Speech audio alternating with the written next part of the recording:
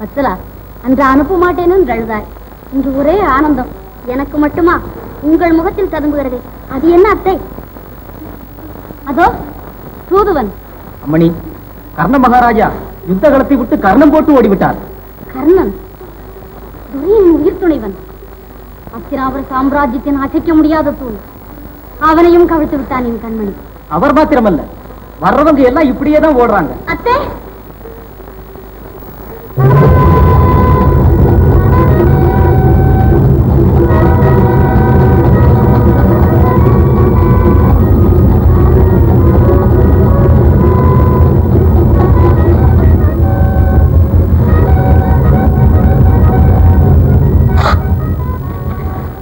இளவரசரா, வாள் கூட பிடிக்க தெரியுமா? வத்சலாவின் ஆசை காதலா, இந்த வாளுக்கு வழி சொல். வழி நான் உலகத்திற்கே வழிகாட்டுகிறேன்.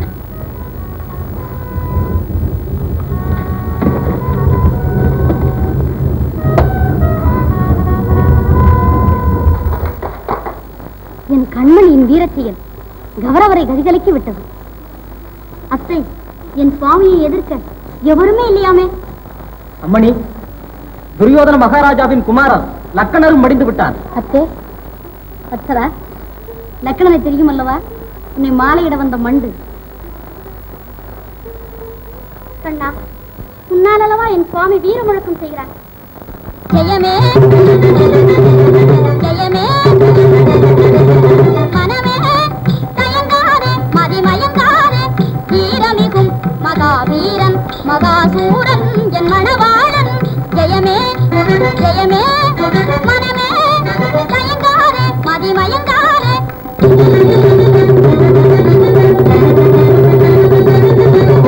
வீரகோடி தாழாதுமாய்வார் பேர்கள் மோதி தூளாகுவார்.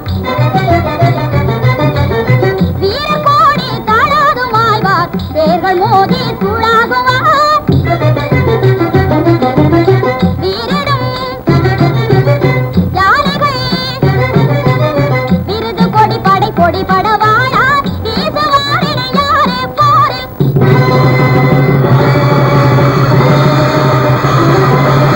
விருது கொடி படை கொடி படவாழா வீசுவாரினை யாரே போரில். ஜெயமே ஜெயமே ஜெயமே.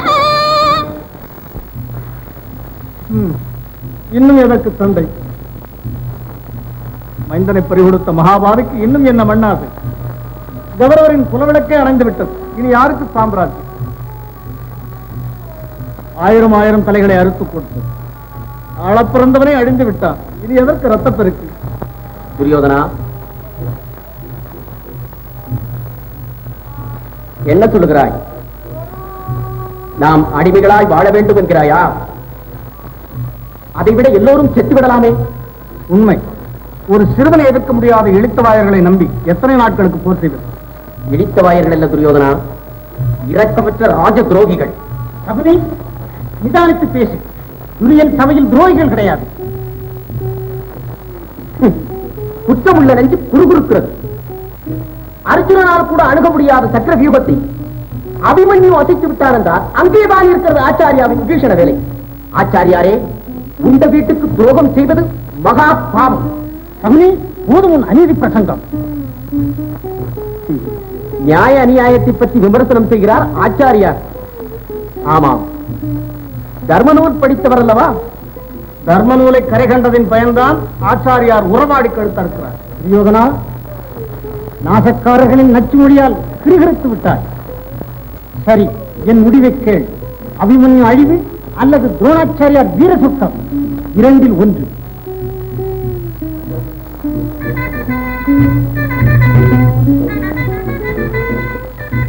இந்த முடிவு முன்னமையே வந்திருக்க வேண்டும். துரியோதனா, ஞாபகம் இருக்கிறதா ஜெயத்ரதன் சிவனிடம் பெற்ற கதை? ஆமாம், அது அர்ஜுனன் ஒழிக்க பிரத்யேகமாக எடுத்து வைக்கப்பட்டது. அதை அபிமன்யுவின் மேலே பிரயோகிக்க வேண்டும். அதை ஒரு முறைதானே பிரயோகிக்க முடியும். அப்போது அர்ஜுனன் வதம். அபிமன்யு அழிந்தால் அர்ஜுனனே அழிந்தான். அப்படியே செய்வோம். மாமா, ஜெயத்ரதனை அழைத்துக் கொண்டு நீங்களே நேரில் சென்று வாருங்கள். அபிமன்யு மாண்ட செய்தியை தவிர வேறு ஒன்றையும் நான் கேட்கக்கூடாது.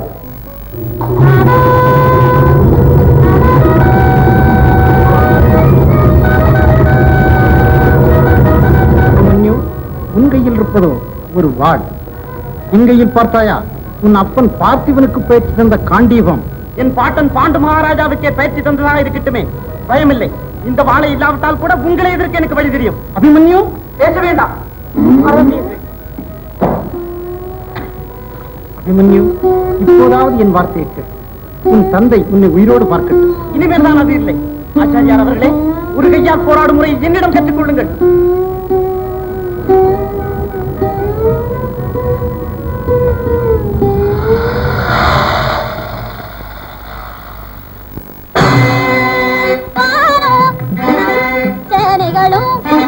வந்தது நின்றாலும் பாரி சூறையாடி வாகையும் சூடி சந்திரமாமுக சுந்தரமாறல் சபரிடென்று என் நேரில் வருவாரே வீணையும் நாதமும் மாநில மீறி நில மாறா இன்பம் வாழ்வினிலே தருவாரே நாதன் சீதனைகாமல் நீ அருள்வாயே கண்ணா.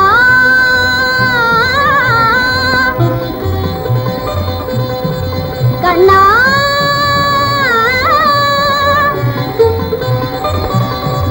கண்ணா விதாயகனாகிவிட்டாய். அபிமன்யு, இப்போதாகிலும் போய்விடு. வச்சலை உன்னை உயிருடன் பார்க்கட்டும். வேண்டாத இடத்தில் பெருந்தன்மை. சவுனை மீண்டும் பேச்சை ஓடுங்கள், போடட்டும். உங்கள் மனுக்கு நீதி, நேர்மை, வீரம், வெட்கம், தர்மம் இவைகள் இல்லையோ அவன் போடட்டும் முதல் பானத்தை. ஏன் நின்று விட்டீர்கள்? கையில் ஒன்றுமில்லாதவன் மேல் கனை மாறி புரிவதா என்று தயக்கமா? அல்லது இழந்தான், கடவால் இழந்தான், ஆனால் வீரம் இழக்கவில்லை, தைரியம் இழக்கவில்லை, ஆண்மை இழக்கவில்லை. இவன் இன்னும் மனம் என்ற பயமா? கோடைகளே, வில்லுக்கு வில், வாளுக்கு வாழ் பதில் சொல்ல வகையிட்டு ஓடி ஒளிந்த பேடிகளை ஒரு வாளை எடுக்க நேரம் கொடுங்கள். பிறகு போடுங்கள் உங்கள் பானங்களை. கேட்டீர் வீரர்கள் வார்த்தைகளை? கையால் ஆகாதவன் வாயால் சாதிப்பதற்கு இது சரியான உதாரணம். வெறும் வார்த்தைகளோடு விளையாடும் வக்கரம் என் கரத்திலிருந்து ஒழுகும் ஒவ்வொரு ரத்த துளிகளையும் கேள். அவை சொல்லும் நான் சாதித்தது. இங்கே பிணமாக குவிந்து கிடக்கும் வீரர்களின் ஆத்மாக்களுக்கு அவைகள் சொல்லும் நான் சாதித்தது. போட்டோடிய துரோணருக்கு, புறங்காட்டிய கர்ணனுக்கு, தூண்டு துடித்த துச்சாதனுக்கு எல்லோரும் சொல்வார்கள் நான் சாதித்ததை. முதற்கமும் குடிநாசமும் தவிர எதுவுமே தெரியாத உன்னிடம் என்ன பேச்சு? ஆச்சாரியார் அவர்களே, நிராயுத பாணியாய் நிற்கும் ஒருவன் இன்று தாட்சண்யமாக தாக்க வருகிறார்களே, இதுவும் நீங்கள் கற்பித்த யுத்த பாடமா? துரோணரின் யுத்த முறைகளில் துரோகமாக்கும் ஒன்றா? குற்றமற்ற குரு, நேர்மையான போராடும், தர்மத்தையே கடைபிடிக்கும் தளபதி என்று என் தந்தை பூஜிக்கும் துரோணர்தானா நீர்? ஏன் பேச மாட்டேன் என்கிறீர்? எதற்காக இந்த மௌனம்? ஆச்சாரியார் பேச மாட்டார். அவர் செய்திருக்கும் சபதம் அப்படி. மறந்துவிட்டேன். துரோணர் இருக்கும் அதே இடத்தில் பகடை உருட்டி ஒரு குலத்தையே பாழ்படுத்திய பரம சண்டாளன் இருப்பதை மறந்துவிட்டேன். சத்தியத்திற்கு சமாதி கட்டுவதே தொழிலாக கொண்ட சகுனி மாமா, இந்த கோழை கும்பலுக்கு நீர் தலைவனாயிருக்கும் வரை நீதியை எப்படி எதிர்பார்க்க முடியும்? நீதி கேட்கிறாயா தம்பி? இது நீதிமன்றம் அல்ல, யுத்த காலம். தெரியும். அதனால் தான் வீரர்களோடு அல்ல, பிற்படுத்தில் இருக்கும் வீரர்களோடு நான் பேசுகிறேன். அங்க தேசாதிபதி, ஆச்சாரியாருக்குத்தான் அடைத்து விட்டது வாய். நீராவது சொல்லும். ஆயுதமற்றவனை தாக்குவதுதான் தர்மமா? மாபெரும் வீரன் என்று மகத்தான பேர் வாங்கியது இப்படித்தானா? கர்ண மகாராஜா, நான் கேட்பதென்ன? போரிட ஒரு வாள், அதை கொடுத்து விடுங்கள். பிறகு எல்லோருமாக என்னை தாக்குங்கள். சாவதானால் சண்டையிட்டு சாகிறேன், ஜெயித்தால் எல்லோருக்கும் உயிர் பிச்சு தருகிறேன். மரண கீதம் பாடுகிறான் மடையன். போர் முறைகள் தெரியாத போலி வேதாந்தி. சாவதற்கு நான் அஞ்சவில்லை, சாவதானால் சண்டையிட்டு சாக வேண்டும். கண்ணிலே வீரம் தாங்கி, கையிலே வாழ் தாங்கி, மார்பிலே வேல் தாங்கி மடிய வேண்டும். இது துரோணருக்கு தெரியும், கர்ணனுக்கு தெரியும், சுத்த வீரன் எவனுக்கும் தெரியும். உதற்கமே பேசி கூறி போன உனக்கு தெரியாது. யாருக்கும் எதையும் மறக்காத கோமானி, வீரன் கர்ணனிடம் வீரத்தின் பெயரால் கேட்கிறேன், கொடையாளி கர்ணனிடம் தர்மத்தின் பெயரால் கேட்கிறேன், தனி ஒருவனாக தவிப்பவன் தானம் கேட்கிறேன். முடிந்த வாழாயினும் சரி, ஒரு வாழ் கொடுங்க.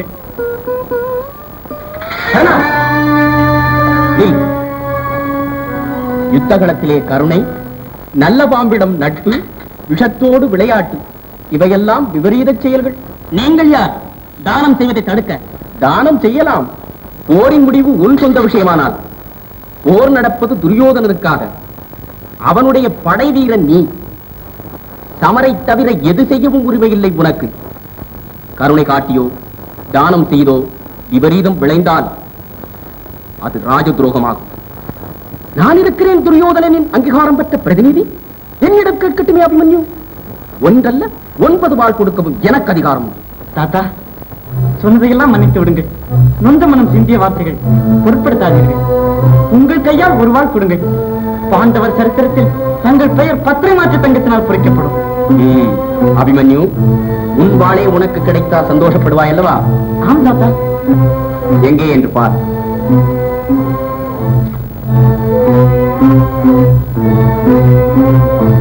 அதோ எடுத்துக்கொள். ஆனால் ஒன்று, நீ வாள் எடுத்துக் கொண்டதும் எல்லோருமே உன்னை தாக்குவார்கள். பாதகமில்லை, வாள் தான் எனக்கு தேவை. பிறகு வையகமே வேண்டுமானால் மறக்கும்.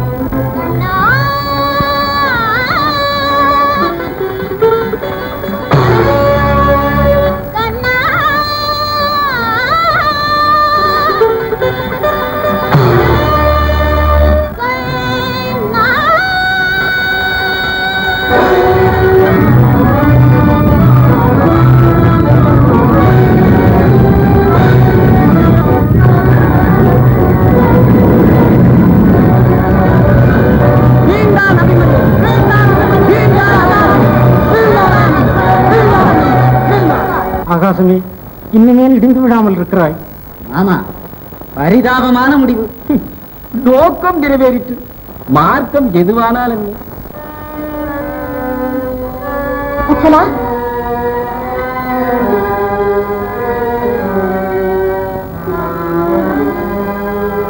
வச்சலா, வச்சலா.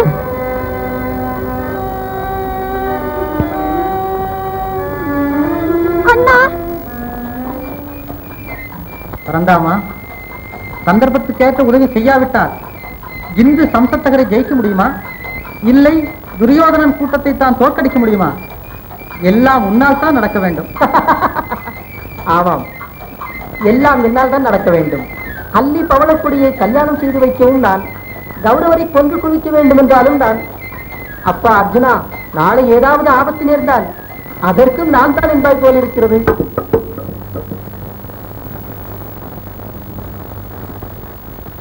பரந்தாமா, பரந்தாமா, இது என்ன பயங்கர மௌனம்? கொஞ்சம் பொறு, இதோ வந்து விட்டேன்.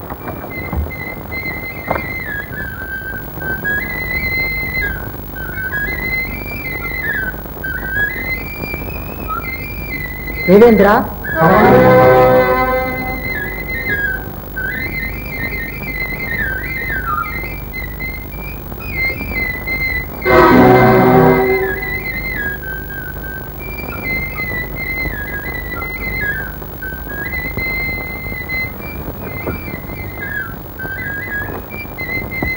பரந்தாமா, ஏது மாய வேலையோ?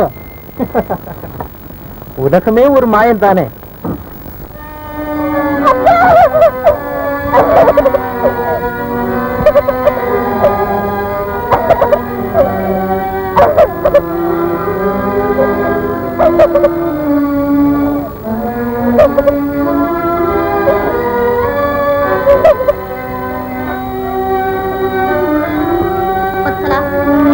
சுவாமியே போய்விட்டார். உலகத்தில் இனி என்ன இருக்கு? பற்றி திலகமிட்டு வெஞ்சமருக்கு அனுப்பிய உன் நாயகன், இனிய வார்த்தைகள் பேசி உன்னை இன்பலவங்களுக்கெல்லாம் அழைத்து சென்ற உத்தமன், உன்னை மாலையிட்ட மணவாளன் மண்ணிலே வீழ்ந்து கிடக்கிறார். உனக்கு இங்கு என்ன வேலை? வத்சலா, புறப்படு. அவர் போன வழிதான் இனி உனக்கு வழி. இது வந்து விட்டேன் சுவாமி. வத்சலா, எங்க ஓடுகிறாய்? என்னை தடுக்காதீர்கள், தடுக்கவே தடுக்காதீர்கள். வத்சலா, சுவாமி, சுவாமி, சுவாமி.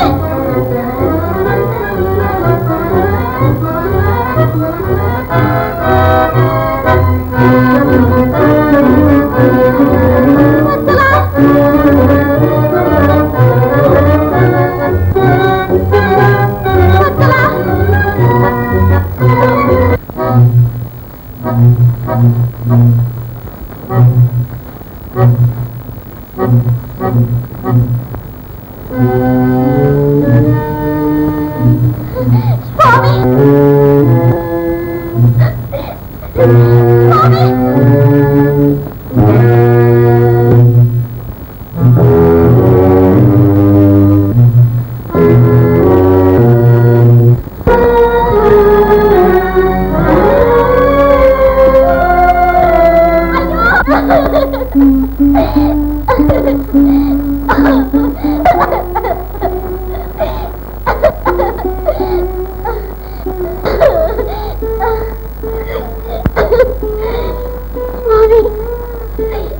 கண்ணிலிருந்த அலங்காரத்தோடு அனுப்பி வைத்தேனே, இந்த மண்ணிலிருந்த எடுத்து முன்னிருந்த மார்போடு உங்களை பார்க்கத்தானா?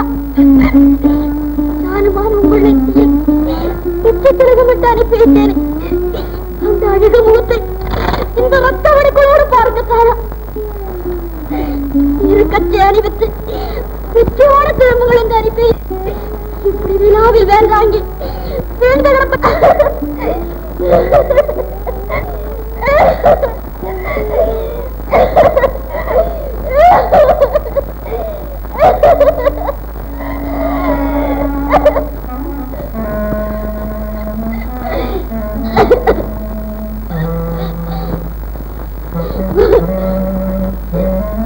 சுவாமி, அந்த ராசமான உங்கள் முகம் என்பதனுக்கும் இல்லை என்று மகிழ்ந்திருந்தேனே, அதுவா இப்படி மங்கிவிட்டது? பேரஞ்செறிந்த உங்கள் முகம் உங்கள் தந்தை விரும்பிய இருக்கும் இல்லை என்று எருமாந்திருந்தேனே, அதுவா இப்படி விகாரமாக மாறிவிட்டது? பால்படியும் உங்கள் முகம் பருவ நிலாவுக்கும் இல்லை என்று பரவசம் அடைந்திருந்தேனே, அதுவா இப்படி பயங்கர காட்சி அளிக்கிறது? ஐயோ, இந்த அழகுடலை விட்டு எப்படி சுவாமி உங்கள் ஆத்மா பிரிந்தது?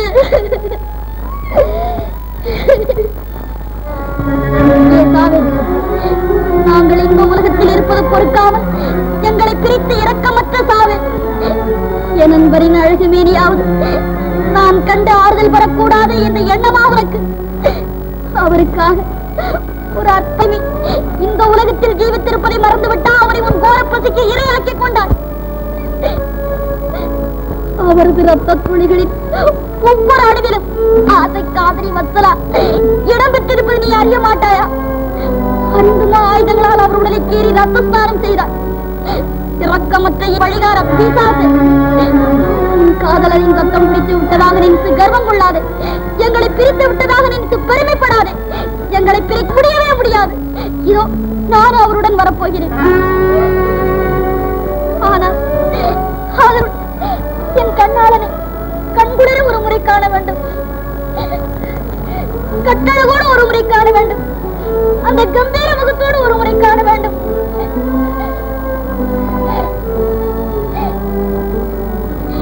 தர்ம தேவதைகளே, உங்களுக்காவது தயவிருந்தால் கேளுங்கள். என் அடியார் அன்பின் மேல் ஆணை, என் களங்கமற்ற காதலின் மேலாம் இளமை பருவம் முதல் இதயபூர்வமாக இவரை நான் நேசித்தது உண்மையான, இவரே என் தெய்வமாக நெஞ்சத்தில் வைத்து ஆராதனை செய்து வந்தது உண்மையானார், இவருக்காகவே நான் உயிர் வாழ்ந்தது உண்மையானார். இந்த வடுக்கள் மாறி திலகமிட்டு அனுப்பிய அலங்காரத்தோடு இவரை நான் காண வேண்டும்.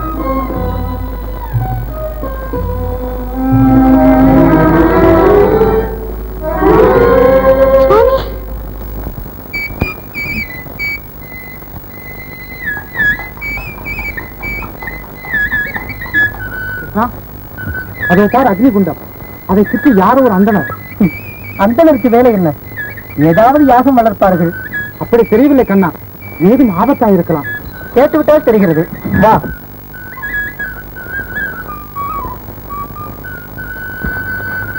தேவியரே, இந்த அக்னிகுண்டம் என் வேதனையை தீர்த்துக் கொள்ளும் ஏற்பாடு. அப்பா, என் ஒரே மகன், அவன் ஆண்டு விட்டான். இனி என்னவா? வினோதமா இருக்கிறது. புத்திர சோகத்தினால் நெருப்பில் பாயும் புதுமையை இப்பொழுதுதான் பார்க்கிறேன். சாகர வரையிலும் அவனை நினைத்து நினைத்து சங்கடப்படுவதை விட இன்றைக்கே சாம்பலாகி விடுவது மேல். அவனோடு அவனை பற்றி நினைப்பும் எனக்கு ஒளியும். இது பைத்தியக்காரத்தனம். நீ எப்படி நினைக்கலாம்? பெற்றவனுக்கல்லவா தெரியும். பிள்ளையின் பிறக்கும் போதே இறக்கத்தானே பிறந்திருக்கிறோம். சாவுக்காக கவலைப்படுவது கோழைத்தனம் அல்லவா? அப்பா, வேதாந்தம் பேசுவது சுலபம், ஆனால் அதன்படி நடப்பவர்தான் யாரும் இல்லை. உனக்கும் ஒரே மகன் இருந்து அவனும் இப்படி அநியாயமாக மாண்டிருந்தால் அதற்காக செய்து கொள்ள மாட்டேன். இது அனுபவமற்றவனின் அர்த்தமில்லாத வார்த்தை. அப்படி பேசுவன் அர்ஜுனன் அல்ல. அர்ஜுனா, இப்பொழுதே இந்த தீயை அணைத்துகிறேன். சாகும் சந்தர்ப்பத்தையும் விட்டு விடுகிறேன். ஒரு நிபந்தனையின் பேரு. அக்னி பிரவேசம் நிறுத்தப்படுமானால் 1000 நிபந்தனைகள் கேட்கலாம். அர்ஜுனா, உன் அருமை மகன் இறந்தால் உன் உள்ளம் கலங்க மாட்டேன் என்று கூறு. போதும். இந்த அக்னி சாட்சியாக அர்ஜுனா அவசரப்படாதே. பாதகமில்லை. அந்தணரின் ஆத்ம திருப்தி தான் அவசியம். வேதியரே, இந்த அக்னி சாட்சியாக வாக்களிக்கிறேன். மகன் இறந்தால் மனம் கலங்குவதில்லை. போதுமா? சந்தோஷம்.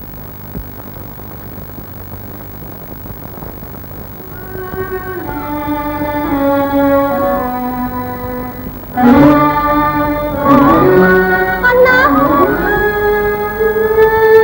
அண்ணா, நீ இருந்துமா இந்த அநியாயம் நடக்க வேண்டும்? பாண்டவர் பாதுகாவலனாக நீ இருக்க இந்த படுமோசம் விளையலாமா அண்ணா? அண்ணா சுபத்ரா, நான் பாவியாகிவிட்டோம். பாண்டவர் குலவிளக்கையே பறி கொடுத்து பாவியாகிவிட்டோம். சுபத்ரா, பாண்டவர் பக்கம் ஏதாவது அபாயம்? போதும் உன் பாசாங்கு. மாயக்கண்ணா, உன் மாயாஜாலத்திற்கு ஒரு பாவம் அறியாத நாங்கள் தான் ஆகப்பட்டோம். எங்களை இந்த மாதிரி பரிதாப நிலையில் பார்க்க எத்தனை நாள் திட்டமிட்டாய்? அண்ணா, அண்ணா, ஆதிச்செல்வன் அநியாயமாய் போய்விட்டானே அண்ணா. சுபத்ரா, என்ன சொன்னாய்? அபிமன்யு மாண்டு விட்டார். அபிமன்யு விட்டார், மகன் மறைத்து விட்டார்.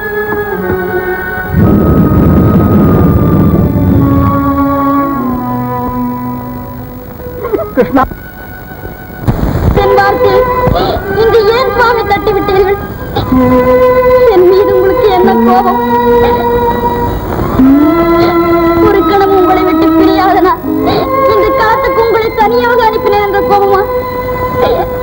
கல் நெஞ்ச கூட்டம் உங்களை சூழ்ந்து கனிமாறி பொழியும் போது ஓடி வந்து நான் தடுக்கவில்லை என்ற கோபமா?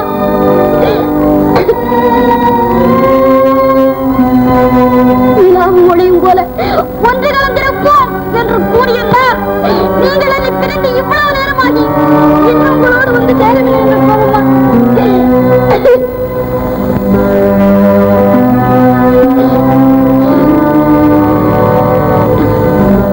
ஆம், அதுதான் உங்கள் கோபம். இதோ வந்துவிட்டேன்.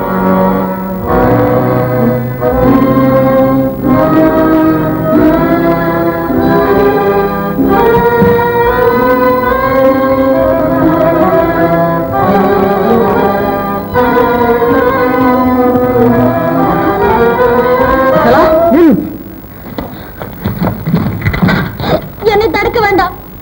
என் சுவாமியோடு போய் சேருவது யாருமே தடுக்க வேண்டாம். சாவின் வாயில் குறித்த என் சுவாமி நீங்கள் தடுக்கவில்லை. சத்தபின் அவருடன் சாக விரும்பும் என்னை தடுக்க வந்து விட்டீர்கள். விடுங்கள் என்னை. வத்சலா, அபிமன்யு சாகவில்லை. வீர சொர்க்கம் அடைந்த அவன் புகழ் உலகம் உள்ளளவும் ஜீவித்திருக்கும். ஜீவித்திருக்கட்டும். காதலன் பிரிவு தாங்காது அவர் தவத்தின் மேலே உயிர் விட்ட வத்சலாவின் புகழும் அதோடு ஜீவித்திருக்கட்டும். கண்ணே அபிமா, சித்தம்மா.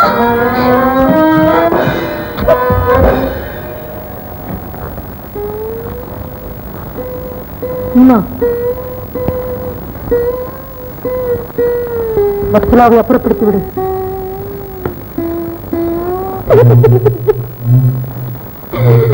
அபிமன்யு, உன் தாய் காண்டீபத்தை கையில் கொடுத்து உன்னை சாவுக்கு அனுப்பிய தண்டாடி வெற்றி மாலையோடு வீடு திரும்புவா என்று என் கனவு கண்டா பாக்கியவதி வந்திருக்கிறேனடா. அம்மா, அம்மா என்று ஆகையாக ஒரு முறை அழைக்க மாட்டாயா?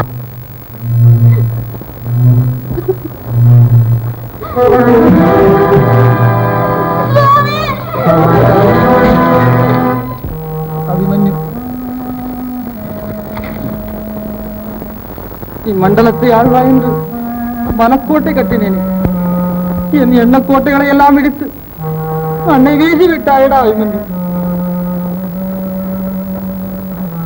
என் காண்டீபத்தால் எத்தனை உயிர்களை காப்பாற்றினேன். நீ தன்னந்தனியாக போரிட்டு காலல் வாயில் நுழையும் போது உனக்கு உதவில்லைடா அந்த காண்டீபம்.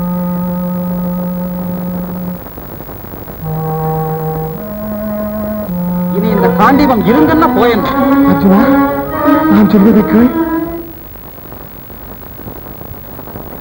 சமாதானம் தேவையில்லை. சதிகாரர் கையிலே என் செல்வத்தை சிக்க விட்டீர்கள். கௌரவர் பலிபீடத்திலே என் கண்மணியை காவு கொடுத்தீர்கள். ஆசை குருமகன், ஆண்மை படைத்தவன், அழகு தமிழும் அபிமன்யும் அவனை அநியாயமாய் கொலை செய்தீர்கள். இப்போது சமாதானம். என் மகனை சாவிடம் ஒப்படைத்து இரக்கமற்றவர்களே, சாவுக்கு இருக்கும் இரக்கம் கூட உங்களுக்கு இல்லையே. பாருங்கள், அபிமன்யுவின் உயிரை சூறையாடி சாவு அவன் முக கம்பீரத்தை கொண்டு போகவில்லை. படுகளத்திலே அவனை பிணமாக படுக்க வைத்த சாவு அவன் பயமில்லா பார்வையை கொண்டு போகவில்லை. ஏன்? விஜயன் மகன் என்பதற்காக. அவன் தந்தை பார்த்திவன் துயர் தாங்க மாட்டான் என்பதற்காக. ஆனால் நீங்கள் செய்தது என்ன? உடன் பிறந்தானின் ஒரே மகனை உதிரம் சிந்தி மடிய வைத்தீர்கள். நீங்கள் பேச என்ன உரிமை இருக்கிறது? நீங்கள் யார் என்னை தடுக்க? விஜயா, விதி விளையாடி விட்டது. யார் என்ன செய்ய முடியும்? இல்லை கண்ணா, விதி இல்லை. என் வீர புதல்வனை சூறையாடியது விதி இல்லை. கொஞ்சம் மொழியானை கொண்டு என் நெஞ்சை கொதிக்க வைத்தது விதி இல்லை. என் ஆசை செல்வனை இப்படி அலங்கோலப்படுத்தியது விதி இல்லை. இதோ இவர்கள் என் சகோதரர்கள். என் ஒரே மகனை நான் இல்லாத சமயம் நமனுலகத்தை சண்டாளர்கள். இவர்கள் தான் கொலையாளிகள், மகனை கொன்ற மகா பாதகர்கள். என் மகன் செத்து பார்த்தார்கள். அதே கண்டால் நான் சாவதையும் யாரும் குறுக்கிடாதீர்கள். யாரும் என்னை பற்றி கவலைப்படாதீர்கள். யாரும் இங்கு பேசாதீர்கள். அர்ஜுனனின் ஆத்திரம் அண்ணன், தம்பி, உற்றார், உறவினர் என்று பார்க்காது. என் விஷயத்தில் தலையிட்டால் உங்கள் ரத்தத்தால் என் வீர அபிமன்யுவுக்கு அபிஷேகம் செய்து ஆனந்தமடைவேன். இனி என்னை தடுக்க உங்களுக்கு யாருக்கு உரிமை? எனக்கு இருக்கிறது அந்த உரிமை. அர்ஜுனா, அக்னி சாட்சியாக எனக்கு வாக்கு கொடுத்து விட்டு இப்போது அதை மீறி நடக்கிறாய்.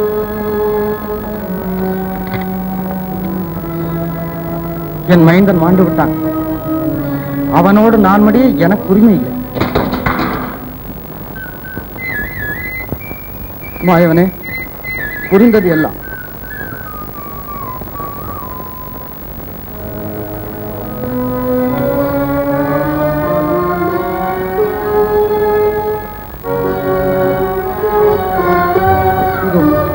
என் ஆசை செல்வன், ஆறுயிர் மைந்தன், அணைந்து போன குலதெய்வம், ஏற்றுக்கொள். உன் கபட நாடகத்திற்கு, உன் கல்லஞ்ச மாயங்களுக்கு காணிக்கையாக ஏற்றுக்கொள். அதோடு மற்றொன்றும் புரிந்து கொள். ஆசை அபிமன்யுவை அநியாயமாய் அழித்தவனை, என் கண்மணியை மண்ணிலே கடத்தினவனை, மைந்தன் உயிரை போக்க மாபெரும் சண்டாளனை நான் பழிவாங்க போகிறேன். நாளை ஆதவன் அஸ்தமிப்பதற்குள் அந்த அற்பன் ஆயுள் அஸ்தமிக்க வேண்டும். அவன் ஆயுள் அஸ்தமிக்கும் போது அவன் அலறி அலறி சாக வேண்டும். அழிந்து போன அபிமன்யுக்கு அதுவும் நான் செய்யவில்லை என்றால் அக்னியிலே, கொல்லும் நெருப்பிலே, பயக்கும் கீழே வேண்டும். அடிவேன். இது சத்தியம். பயங்கரமான சபதம். அதுவும் பார்த்திபன் செய்தது. பகவான் செய்ததாகவே இருக்கட்டும். எவரவர் தொழிலே பராக்கிரமம் இருக்கும் வரையில் நாம் ஏன் கலங்க வேண்டும்? கர்ணனிடம் வீரத்திற்கு என்றுமே குறைச்சல் இல்லை. பேச்சளவில்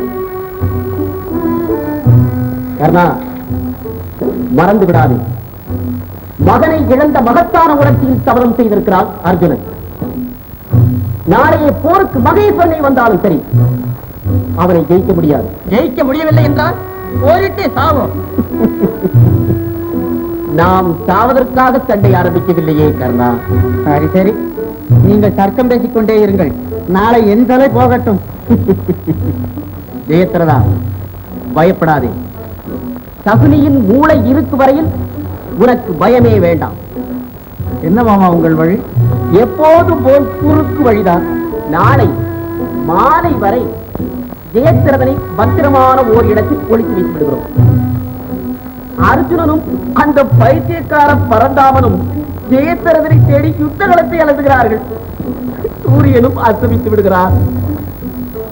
அடுத்த வினாடி தனத்தையே தற்கொலை செய்து கொள்கிறார். பிறகு பாண்டவர் குலமும். அண்ணா, ஜெயத்ரதன் மட்டும் என் கையில் கிடைக்கட்டும். என்ன பாடுபடுத்துகிறேன். பதறாதே அர்ஜுனா, முதலில் அவன் கிடைக்கட்டும்.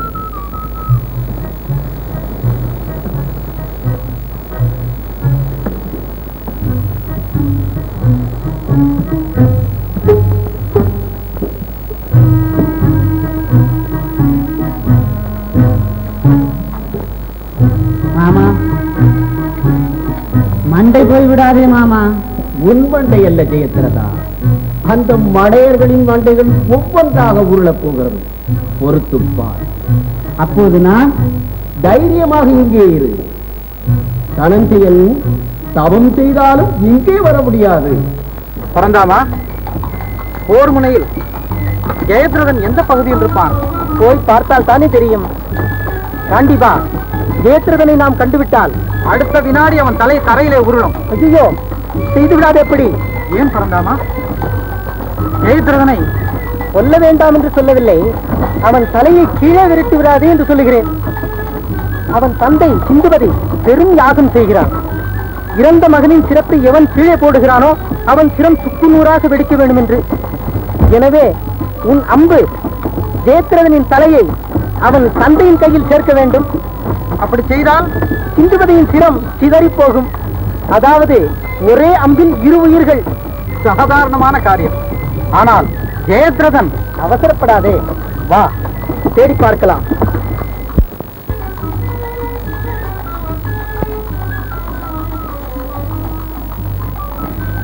பரந்தாமா, பகல் முடிய போகிறது, அந்த படுபாவி இன்னும் காணவில்லையே.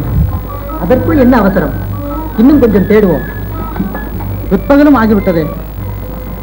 அஸ்தமனமாகவில்லையே. விளையாட வேண்டாம் கண்ணா, அடுத்தாற்போல் அஸ்தமனம் வந்துவிடும். அதற்குள் அவன் அகப்படாவிட்டால் அடுத்தது அக்னி குண்டம் தானே. அதற்கு நான் ஏற்பாடு செய்ய வேண்டும் அல்லவா? அர்ஜுனா, இது மாற்ற முடியாத தீர்மானம்.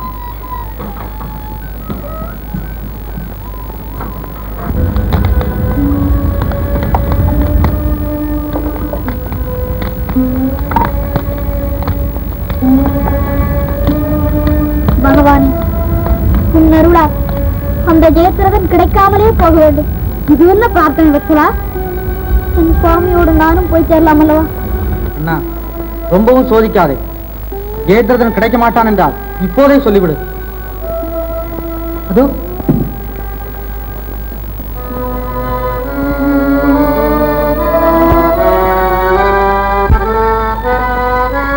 அஸ்தமித்தான் ஆதவன். பலித்தது மாமாவின் மகத்தான யோசனை. அஸ்தமித்து விட்டது கண்ணா, என் வாழ்வும் அஸ்தமித்து விட்டது. அக்னிகுண்டத்திற்கு செலுத்து ரதத்தை. அர்ஜுனா, நான் சாவதை தடுக்க இனி எவருக்கும் அதிகாரம் கிடையாது. போகட்டும் ரதம்.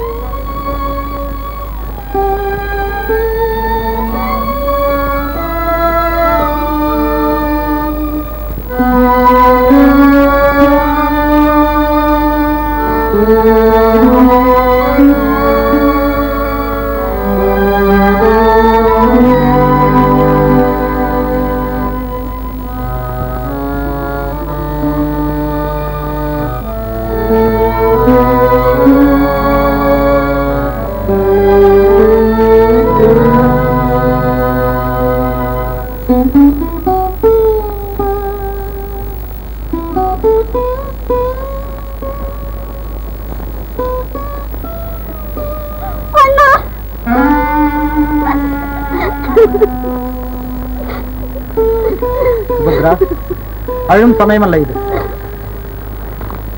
ஒரே வினாடி அக்னி.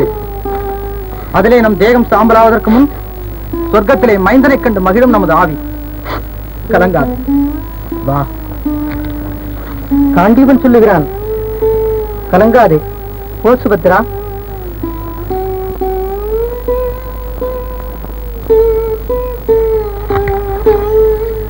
வத்சலா, நீ?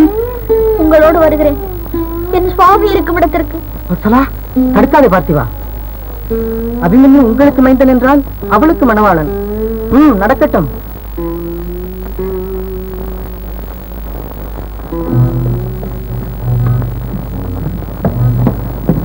கர்ணா, 1000 அம்புகளை செலவு செய்து ஒருவரை கொல்லுகிறாய். நான் ஒரே யோசனையில் பாண்டவர் குலத்தையே அழித்து விட்டேன். பார்த்தாயா? மாமா, வேண்டுமானால் பாருங்கள். சகுனி என்றாலே இனிமேல் சரித்திரத்தில் ஒரு தனி இடம். ஒரு வேண்டுகோள், காண்டீபன் தம்பதிகள் தீயில் விடும் காட்சி நான் கண்டு ரசிக்க வேண்டும். கட்டாயம் செய்வோம். கிடைத்தானா ஜெயத்ரதன்? இல்லை, அர்ஜுன் அண்ணா அக்னி பிரவேசத்திற்கு தயாராகிவிட்டார். அர்ஜுனா,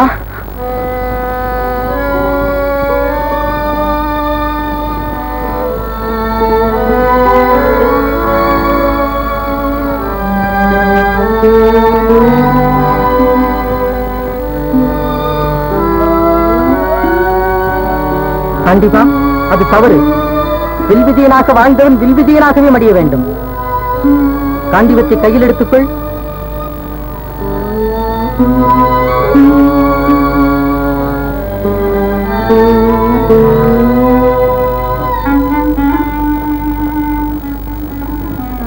ஏற்றதா பார், நன்றாக பார்த்து சந்தோஷப்படு.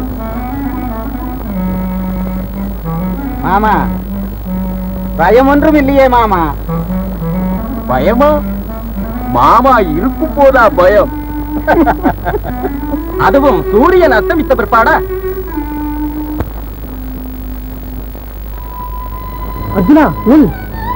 முடிவு இதுதானா? வேடிக்கை வேண்டாம் கண்ணா. வேடிக்கை இல்லை, வேண்டுகோள் ஒன்று. அர்ஜுனா, காண்டிகை கையிலேந்து அதிலே நாளேற்றி நாளிலே அம்பு தொடுத்து, ஆஹா, ஒரு முறை அந்த ஆனந்த காட்சி நான் காண வேண்டும் காண்டிகா.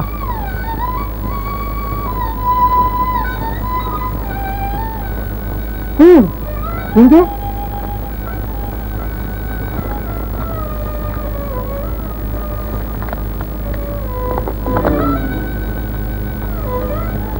வீரன் தொடுத்தகனை வேலில் போகலாமா கண்ணா?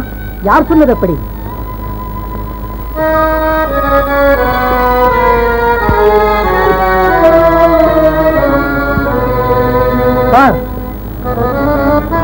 அதே சூரியன் மாமா, சூரியன் இதோ தேய்க்கிறவன். மறந்து விடாதே, அவன் கை போக வேண்டிய